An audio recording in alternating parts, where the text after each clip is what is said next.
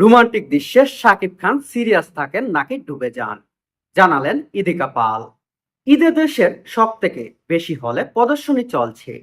শাকিব খান, ইদিকা পাল অভিনীত বরবাদ সিনেমাটি পশ্চিমবঙ্গের অভিনেত্রী ইদিকা পালের বড় পর্দায় কেরিয়ারে শুরু হয় 2 বছর আগে, শাকিবের বিপরীতে প্রিয়তমা সিনেমা দিয়ে।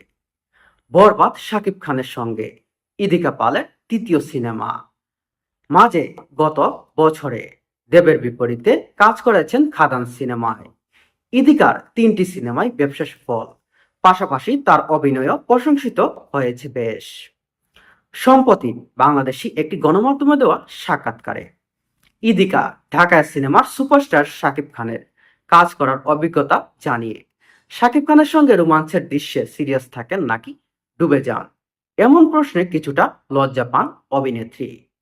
তিনি বলেন, রোমাঞ্চে ডুবে যান কিনা সেটা তো উনাকে সাকিবকে জিজ্ঞাসা করতে হবে।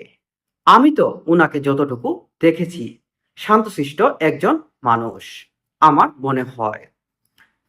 কাজ নিয়ে তিনি ভীষণ গভীরভাবে থাকেন।